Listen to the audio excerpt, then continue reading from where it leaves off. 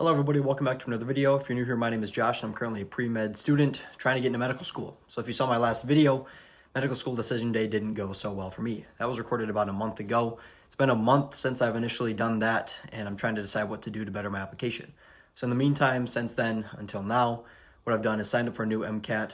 I'm taking that in April, early April, I'm taking that. It's going to be my third MCAT, but this time I'm studying full-time. So instead of working part-time, studying part-time, I took a leave of absence from work and educational leave in order to study full-time for this MCAT. And I'm hoping that I can improve my score, and that's something that will better supplement my application for this new cycle when I apply.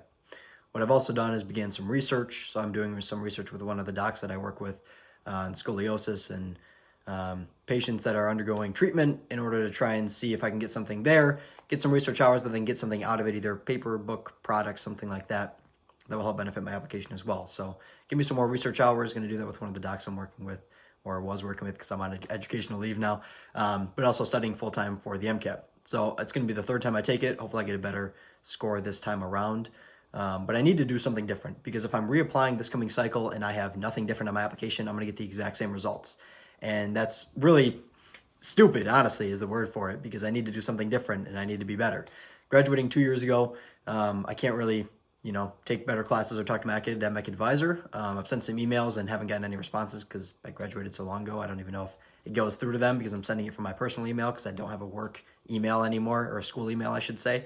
But I could go in person, but it's a bit of a drive. So it's one of those things that the schools that I got rejected from responded saying I should talk to my academic advisor. And I'm like, well, if you saw my application, I graduated in 2023 and now it's 2025.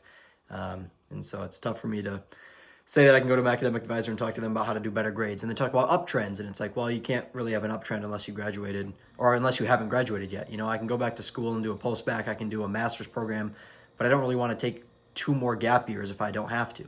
I'd love to do a master's program, but I would have loved to do that 2 years ago, considering now this will be my second gap year, because I'm reapplying this cycle, and then it's a year from this cycle that I'd get into med school. So I have to do another gap year no matter what. And I don't want to have to do 2 more no matter what, and then have to apply that, whatever that'd be, May of 2027 instead of 2025. So it's hard for me to do that. It's really frustrating too, because, schools don't respond. You spend this time, you spend this money, and you get no responses, or you submit a secondary and then you get no response from the secondary. And so I, on my end, assume it's a rejection, but it's tough to have that money and time spent just to not get a response, because when there are 11,000 applicants for 100 spots, there's a 1% acceptance rate to some of these medical schools, which really shouldn't be like that. It shouldn't be that hard. It shouldn't be so difficult for students that are willing and want to get in. But that's just the way it is, and it kind of stinks. But, I'm an applicant. I'm one person out of 1,000, and they're the school I'm trying to go to that 11,000 other people are also trying to go to. So, they hold all the power, all the marbles, balls in their court, my court, whatever you want to say. I can't really do much once I submit my application except for wait. I wait 4 weeks, I wait 6 weeks, I wait 12 weeks to get back a secondary, to get no response, to get a rejection letter. And then we just have to change the application so when I apply this next time, it's better. And the next thing I'm going to have to do is go back for a master's or go back for a post-bac. Post-bacs, even if I got a 4.0, wouldn't help my GPA that much. And that's a lot of time and, again, more money.